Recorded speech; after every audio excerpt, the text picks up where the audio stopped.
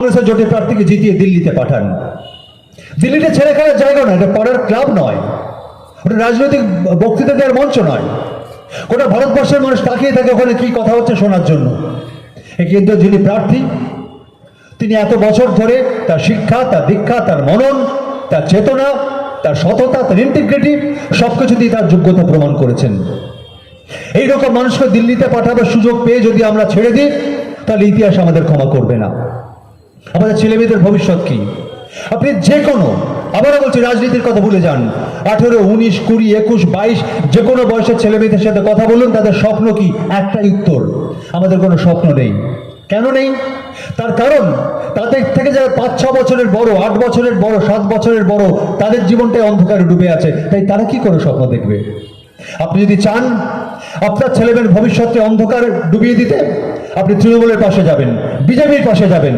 আর যদি মনে করেন সে অন্ধকারকে কাটিয়ে নতুন সূর্য আপনাকে ওঠাতে হবে, আপনাকে বামপন্থীদের পাশে আসতেই হবে। রাজ্যের দিকে তাকান, হাজারে হাজারে, লাখে লাখে নতুন বামপন্থী ছেলে মেয়ে পথে নেমেছে। এদের শিক্ষা আছে, দীক্ষা আছে, রুচি আছে, সব আছে। এরা চাইলে ভালো চাকরি বাকরি করে নিজেদের জীবন কাটাতে পারতো, করেনি। কেন করেনি? তারা আপনাদের পাশে দাঁড়িয়েছে, আপনাদের জন্য লড়াই করতে নেমেছে রাস্তায়। আমাদের দায়িত্ব এই শক্তিকে সামনে এগিয়ে দেওয়ার। একটা বাড়ি তৈরি করতে গেলে তার ভিত শক্ত করতে হয়। 2026-এ কি হবে তার ভিত হচ্ছে লোকসভা। সিদ্ধান্ত আপনাদের। এই রাজ্য থেকে, এই কেন্দ্র থেকে খুব বেশি দূরে নেই শিমুরে কি হয়েছিল আপনারা জানেন। পশ্চিমবঙ্গ একমাত্র রাজ্য ভারতবর্ষ যেখানে একটা তৈরি হওয়া গোটা কারখানাকে ভেঙে গুঁড়িয়ে দেওয়া হয়। সেই ভেঙে গুঁড়িয়ে দেওয়ার কর্মকাণ্ডে তৃণমূল কংগ্রেসের সঙ্গে বিজেপির মদত ছিল।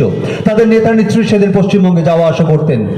তারা আজকে বলছেন ভারতবর্ষকে একটা স্বনির্ভর দেশ হিসেবে গড়ে তুলবেন। কিসের ভিত্তিতে? ভারতবর্ষের দারিদ্র্য, বেকারত্ব, না খেতে পাওয়া মানুষের সংখ্যা, কর্মহীন মানুষের সংখ্যা প্রত্যেক দিন বাড়ছে।